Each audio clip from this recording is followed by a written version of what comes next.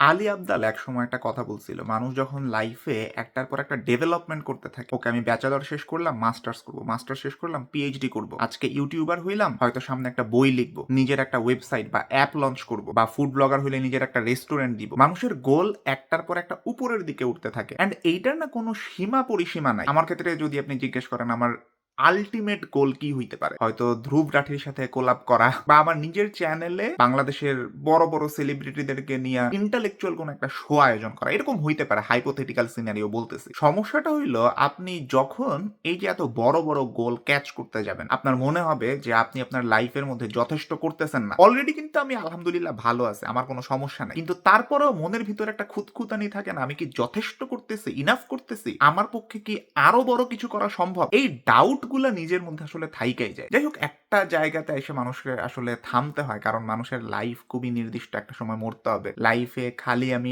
Delivery করে গেলাম মানুষের জন্য, নিজের জন্য কিছু করলাম না। আজকে হয়তো 2 ঘন্টা আমি বসে মুভি দেখতে পারতাম, ওই টাইম স্যাক্রিফাইস করে আমি হয়তো একটা ইউটিউব ভিডিও বানাইতেছি জাস্ট নিজেকে এই স্যাটিসফ্যাকশনটা দেওয়ার জন্য। ওকে, আমার পক্ষে অনেক কিছু করা সম্ভব, and অনেক কিছু আমি করতেছি জাস্ট এইটুক স্যাটিসফ্যাকশন দেওয়ার জন্য। এরকম করে না সব সময় আসলে হয় না, নিজেরেও মাঝে মাঝে টাইম দেওয়া লাগে, এন্ড দুইটার মধ্যে একটা ব্যালেন্স করা লাগে, এই আর কি। আমারও মনের মধ্যে অনেক সময় ডাউট থাকে আমি যথেষ্ট করতেছি কিনা। এই চিন্তা ভাবনা থেকে আমার মাথার মধ্যে সবসময় ছিল আমি একটা রিসার্চের ওয়ার্কশপ করা, কারণ আমার কাছে মনে হইতেছে আমি অনগোয়িং যে রিসার্চ করতেছি, আমি যা যা কিছু রানিং শিখতেছি, আমার যখন পিএইচডি শেষ হবে বা আমি পড়াশোনা থেকে দূরে সরে যাব, তখন আমার পক্ষে এই জিনিসগুলা এখনকার মতন এত প্রোডাক্টিভলি চিন্তা করা কিংবা মানুষকে শিখানো হয়তো সম্ভব হবে না। সো আমি চিন্তা করলাম, ওকে, মানুষকে শিখাইতে হবে, একটা ওয়ার্কশপ করা লাগবে। এইটা চিন্তা করছি আজকে থেকে মনে করেন আরো 5-6 মাস আগে থেকে। আমি আকিবরে বলতাম আমরা এরকম একটা ওয়ার্কশপ নামাইতে পারি কি। ওইটার পরে শেষ পর্যন্ত আমি ওয়ার্কশপটা অ্যাকচুয়ালি করলাম গত আগস্ট মাসে, এন্ড সামনে আবারও এই ওয়ার্কশপটার